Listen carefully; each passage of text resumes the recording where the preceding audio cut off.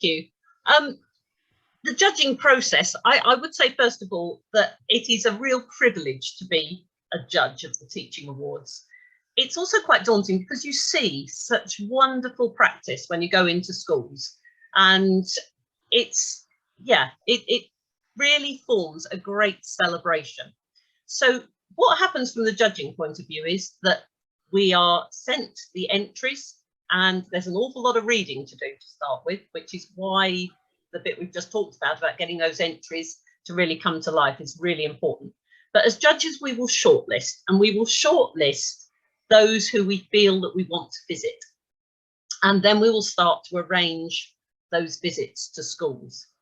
Now, until 2 years ago, those were visits in person, and we would travel all over the country, spending 3 hours in a school, and it very much is a 3 hours. Didn't quite turn into a pumpkin at the end of it, but we need to be fair to all schools. So it's really important that schools think carefully about what goes into that visit, and we can help and support with that. Now, for the last 2 years, we've done those visits as virtual visits, and they have been 2 hours and they've been online.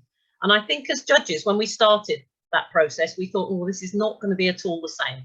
It isn't the same, but it is amazing how schools have risen to the challenge and have really thought carefully about how they can present information to us and how we can meet a real range of people. And that's what we want when we go into schools. So the first thing that a school will get is a phone call out of the blue. And somebody mentioned they thought they'd been approached by a supply agency. We do sometimes get that as judges, and we have to say, no, we are genuinely from the Teaching Awards, and we're here to say congratulations and start a process of celebration. And certainly in my own case, I always word it like that. It's about starting a process of celebration. This is a huge achievement for any school to get somebody on this shortlist and then have a visit to the school. And I think from that point on, I don't think I've ever met a school who have at that point felt, well, if we go through this process and we don't win, it's not been worth it. Everybody who's been involved just sees this as a huge celebration of what they do in school. And so there is a huge degree of excitement. We will, as judges, help with answering questions and planning and making suggestions about what those elements of the visit might look like. It's really good for us to see a range of people, particularly a range of people who have contributed to the nomination.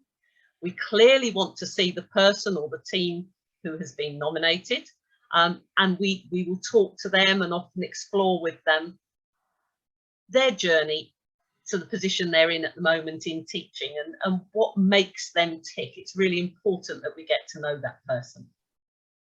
So schools should really try to find that range of people for us to talk to. But then there's a balance, because if you have a room of students and you've only got them for 15 minutes and there's 12 of them there, it's really difficult to give them all some time. But we try and do it in different ways, so that sometimes we will just say to students, just give us one word that describes this teacher or what this teacher has meant to you. And I have to say, students are absolutely fantastic. They do your schools proud because they just talk with such warmth about the nominees. And the other thing I think I would say is, and particularly this year, I've never had so many tears on a visit.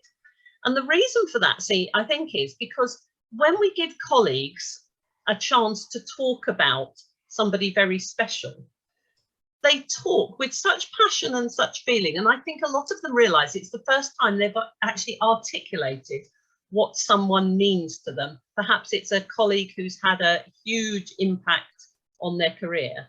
Perhaps it's a new teacher who's been helped into the profession. So I always say to people, when you have that visit in school, try and capture some of the things that are said to us as judges and make sure that you say them to the nominee, because often we don't say those things directly to people, but there is such a lot of warmth and support for the nominee around that we really, I think we all enjoy those processes. And so often after the visit, we've had feedback that just says, that was such a lovely, lovely day. And that's what we want to bring to schools.